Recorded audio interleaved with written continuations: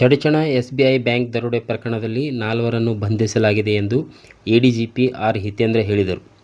ವಿಜಯಪುರ ನಗರದಲ್ಲಿ ನಡೆದ ಮಾಧ್ಯಮಗೋಷ್ಠಿಯಲ್ಲಿ ಮಾತನಾಡಿದ ಅವರು, 2025 ಸೆಪ್ಟೆಂಬರ್ 16ರಂದು ವಿಜಯಪುರ ಜಿಲ್ಲೆಯ ಚಡಚಣ ಪಟ್ಟಣದಲ್ಲಿರುವ ಎಸ್ಬಿಐ ಬ್ಯಾಂಕ್ ದರೋಡೆ ನಡೆದಿತ್ತು.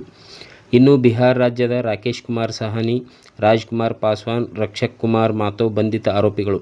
ಮೂವರು 21 ರಿಂದ 22 ವಯಸ್ಸಿನ ಯುವಕರು ಆಗಿದ್ದಾರೆ. ಬಂಧಿತ ಮೂವರು ಆರೋಪಿಗಳು ಅಕ್ರಮವಾಗಿ ಪಿಸ್ತೂಲ್ ಪೂರೈಕೆ ಹಾಗೂ ಕೃತ್ಯಕ್ಕೆ ಸಹಕಾರ ಹಿನ್ನೆಲೆ ಬಿಹಾರ ರಾಜ್ಯಕ್ಕೆ ತೆರಳಿ ಬಂಧನ ಮಾಡಲಾಗಿದೆ ಎಂದರು.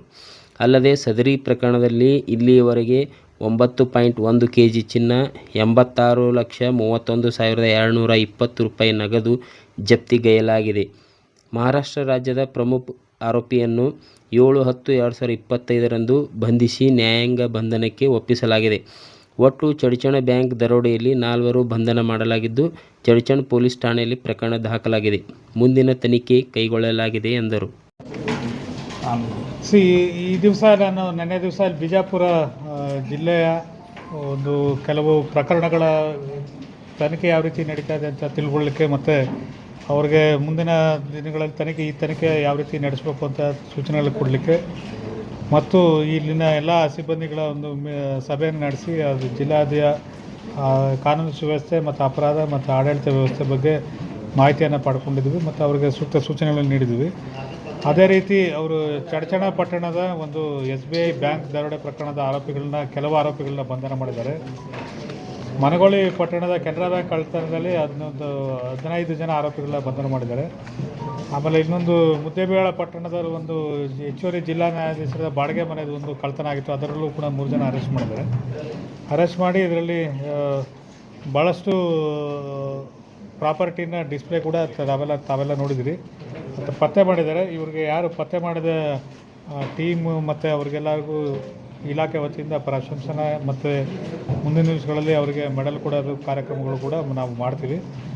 ಬಟ್ ಅದೇ ರೀತಿಯಲ್ಲಿ ಇನ್ನೂ ಒಂದಷ್ಟು SBI ಪ್ರಕರಣದಲ್ಲಿ ಇನ್ನೂ ಒಂದಷ್ಟು ಆರೋಪಿಗಳ ತನಿಖೆ ಮತ್ತು ಅವರದು ದಸ್ತಗಿರಿ ಬಾಕಿ ಇದೆ. ಅದನ್ನು ಕೂಡ ಮುಂದಿನ ದಿನಗಳಲ್ಲಿ ಬೇಗ ಅತಿ ಶೀಘ್ರವಾಗಿ ಅವ್ರನ್ನ ಪತ್ತೆ ಮಾಡ್ತೀವಿ ಅಂತ ಜಿಲ್ಲಾ ಪೊಲೀಸ್ ಪ್ರಕರಣದಲ್ಲಿ ಇನ್ನೊಂದು ಆರೋಪಿದು ಬಂಧನ ಬಾಕಿ ಇದೆ.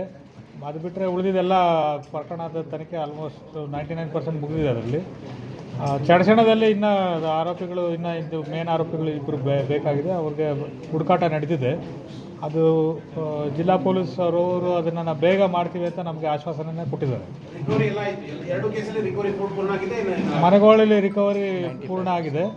ಬಟ್ ಇದರಲ್ಲಿ ಚಡಚಣದಲ್ಲಿ ಇನ್ನೂ ರಿಕವರಿ ಆಗೋದು ಬಾಕಿ. ಅರೌಂಡ್ 50% ಆಗಿದೆ. ಸರ್, ನಮ್ಮ ರಾಜ್ಯದಲ್ಲಿ ನೋಡ್ತಾ ಇದ್ದೀವಿ ಸರ್, ಈ ಬ್ಯಾಂಕ್ಗಳೇ ಟಾರ್ಗೆಟ್ ಆಗಿದಾವೆ ಸರ್. ಮಂಗಳೂರು, ಈ ಕಡೆಗೆ ಬೀದರು, ಕಲಬುರಗಿ ಎಲ್ಲ ಕಡೆ ಬ್ಯಾಂಕ್ಗಳ ದರೋಡೆ ಜಾಸ್ತಿ ಆಗಿದೆ ಸರ್ ಕರ್ನಾಟಕದ ಜನತೆ. ಕಳೆದ ಲಾಸ್ಟ್ ಜನವರಿಯಿಂದ ನೋಡಿದಾಗ ಇದು ತಾವು ಹೇಳೋದು ಒಂಥರ ಪರ್ಸೆಪ್ಷನ್ ಆ ಥರ ಇದೆ. ಅದೇ ರೀತಿ ನಾವು ಆಲ್ ಇಂಡಿಯಾ ಫಿಗರ್ಸ್ ಎಲ್ಲ ಕಂಪೇರ್ ಮಾಡಿದ್ರೆ ನೋಡಿದಾಗ ಥರ ಬರೀ ಕರ್ನಾಟಕ ರಾಜ್ಯದಲ್ಲಿ ಒಂದೇ ಥರ ಆಗ್ತಾ ಅಂತ ಇರ್ತದಲ್ಲ. ಇದಕ್ಕೆ ಸುಪ್ರೀಂ ಕೋರ್ಟ್ ಅದು ಯಾಸಿನ್ ಅಬ್ದುಲ್ಲಾ ವರ್ಸಸ್ ಸ್ಟೇಟ್ ಅಂತ ಅದರಲ್ಲಿ ನಡೆಸ್ತದೆ. ಹೇಟ್ ಸ್ಪೀಚ್ ಯಾರು ಮಾಡಿದ್ರು ಕೂಡ ಅದ್ರ ಇಮಿಡಿಯೇಟ್ ಆಗಿ ಕಾನೂನು ಕ್ರಮ ತಗೋಬೇಕು ಅಂತ ಹೇಳಿದೆ.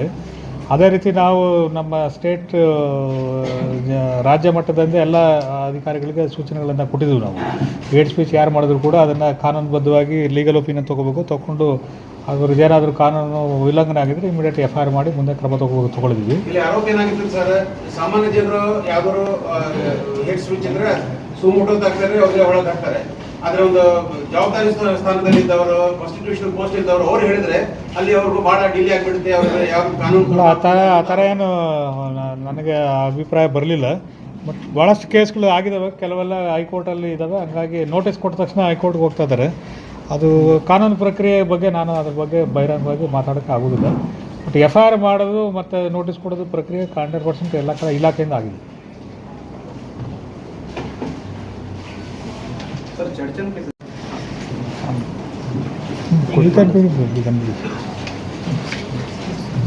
ಚಡಚಣ ಪಟ್ಟಣದಲ್ಲಿ ದಿನಾಂಕ 16/9/2025 ಏನು ಸಾಯಂಕಾಲ 6:30 ರಿಂದ 7:30 ಗಂಟೆ ಮಧ್ಯದಲ್ಲಿ 3 ಜನ ಆರೋಪಿತರು ಬಂದು ಸುಮಾರು 20 kg ಚಿನ್ನಾಭರಣ ಮತ್ತು 1,04,00,000 ಹಣವನ್ನು ದೋಚಿಕೊಂಡು ಹೋಗಿದ್ರು. ಆ ಪ್ರಕರಣದಲ್ಲಿ ಈಗಾಗಲೇ ಉರ್ಜಂತಿಯಲ್ಲಿ ಏನು ವೆಹಿಕಲ್ಲು ಅಪಘಾತ ಆಗಿ ಸಿಕ್ಕಾಕೊಂಡು ಬೀಳುತ್ತೆ. ಆ ವೆಹಿಕಲ್ದಿಂದ ನಾವು ಸುಮಾರು 888 ಗ್ರಾಮ್ ಚಿನ್ನ ಮತ್ತು 1,01,060 ನಗದು ಹಣವನ್ನು ವಶಪಡಿಸ್ಕೊಂಡಿದ್ವಿ. ಆ ಉರ್ಜಂತಿ ವಿಲೇಜನ್ನು ಸುಮಾರು 2 ದಿನಗಳ ಕಾಲ ನಾವು ರಾತ್ರಿಯಿಂದನೇ ಹಿಡ್ಕೊಂಡು ಕಾರ್ಡಿಂಗು ಸರ್ಚ್ ಆಪರೇಷನ್ಸ್ಗಳನ್ನ ಕೈಗೊಂಡಾಗ ನಮಗೆ 2 ದಿನದಲ್ಲಿ ಅಂದರೆ ಒಂದು 2 ಡೇಸ್ ಆದಮೇಲೆ ಒಂದು ಪಾಲು ಬಿದ್ದಂಥ ಮನೆಯಲ್ಲಿ ಒಂದು ಬ್ಯಾಗ್ ಸಿಗುತ್ತೆ. ಆ ಬ್ಯಾಗಲ್ಲಿ ಮೋಸ್ಟ್ ಪ್ರಾಬಬಲಿ ಆರೋಪಿ ತಪ್ಪಿಸ್ಕೊಂಡು ಉರ್ಜಂತಿ ಊರಿಂತ್ರ ಅದನ್ನು ತೊಗೊಂಡು ಕ್ಯಾರಿ ಮಾಡಿಕೊಂಡು ಹೋಗೋಕ್ಕೆ ಆಗದೇ ಇರೋ ಕಾರಣಕ್ಕೋಸ್ಕರ ಅದನ್ನು ಪಾಲ್ ಬಿದ್ದ ಮನೆ ಮೇಲೇ ಬಿಟ್ಟು ಹೋಗಿದ್ದಾನೆ ಅನ್ನೋದು ನಮ್ಮ ತನಿಖೆ ಅಂತ ಕಂಡು ಬರ್ತಾ ಇದೆ. ಅಲ್ಲಿ ಸಿಕ್ಕಿರುವಂಥ ಬ್ಯಾಗಲ್ಲಿ 6.54 kg ಚಿನ್ನಾಭರಣ ಮತ್ತು 41,03,000 ನಗದು ಹಣ ಅಲ್ಲಿ ಸಿಗುತ್ತೆ. ತದನಂತರ ಊರಿನಲ್ಲಿದ್ದಂಥ ಜನ ಕಾರನ್ನ ಬಿಟ್ಟು ಏನು ಆರೋಪಿ ಓಡೋಗಿರ್ತಾನೆ, ಆ ಊರಲ್ಲಿದ್ದಂಥ ಜನ ಒಂದು ಗೊಬ್ಬರ ಚೀಲದಲ್ಲಿ ತುಂಬಿದಂಥ ಏನು ಚಿನ್ನ ಮತ್ತು ದುಡ್ಡು ಇತ್ತು, ಅದು ಜನ ತೊಗೊಂಡಿದ್ರು. ಅದನ್ನು ಅವರು ಹೋಗಿ ನಾವು ಇದು ಬ್ಯಾಂಕ್ ನಿಂತ ಈ ರೀತಿ ಕಳ್ಳತನ ಆಗಿ ಬಂದಿರೋದು, ಇದು ದರೋಡೆ ಆಗಿ ಬಂದಿರೋದು, ಆ ಹಿನ್ನೆಲೆಯಲ್ಲಿ ಅದನ್ನು ಯಾರ್ಯಾರು ತೊಗೊಂಡಿದ್ದೀರ ಮರಳಿಸಿ ಅಂತಂತೇಳಿ ಅವರನ್ನು ನಾವು ಮೀಟಿಂಗ್ ಮಾಡಿ ಹೇಳಿದಾಗ ನಮಗೆ 15 ಜನರಿಂದ 1.587 kg ಗೋಲ್ಡು ಮತ್ತು 44,25,060 ರೂಪಾಯಿ ಹಣವನ್ನು ವಾಪಸ್ ಕೊಟ್ಟಿರ್ತಾರೆ. ಸುಮಾರು ಈ ಪ್ರಕರಣದಲ್ಲಿ ಈಗ 4 ಜನ ಆರೋಪಿತರನ್ನು ನಾವು ಬಂಧಿಸಿದ್ದೀವಿ. ಅದರಲ್ಲಿ ಪ್ರಕರಣದಲ್ಲಿನೇ ಭಾಗಿಯಾದಂಥ ಒಬ್ಬ ಪ್ರಮುಖ ಆರೋಪಿ ಈತ ಮಹಾರಾಷ್ಟ್ರ ಮೂಲದವನು, ಅದನ್ನು ಕೂಡ ನಾವು ಬಂಧನ ಮಾಡಿದ್ದೀವಿ. ಅಫೆನ್ಸಿಗೆ ಯೂಸ್ ಮಾಡಿದಂಥ ಒಂದು ಬೈಕು ಮತ್ತು ಆತನಿಂದ ಚಿನ್ನಾಭರಣವನ್ನು ಕೂಡ ರಿಕವರಿ ಮಾಡಿದೆ. ಅದನ್ನು ನಾವು ಅರೆಸ್ಟ್ ಮಾಡಿ ಪೊಲೀಸ್ ಕಸ್ಟಡಿಗೆ ತೊಗೊಂಡು ಮುಂದಿನ ತನಿಖೆಯನ್ನು ಕೈಗೊಳ್ಳಲಾಗ್ತಾ ಇದೆ. ಈ ಅಫೆನ್ಸಲ್ಲಿ ಇನ್ವಾಲ್ವ್ ಆದಂಥ ಇನ್ನಿಬ್ಬರ ಆರೋಪಿತರು ಏನಿದ್ದಾರೆ ಅವ್ರದ್ದು ಯಾರು ಏನು ಅನ್ನುವಂಥ ಮಾಹಿತಿಯು ಕೂಡ ಪೊಲೀಸ್ ಇಲಾಖೆಗೆ ಗೊತ್ತಾಗಿದೆ. ಆದಷ್ಟು ಬೇಗ ಕೂಡ ಅವರನ್ನು ಕೂಡ ನಾವು ಪತ್ತೆ ಮಾಡ್ತೀವಿ.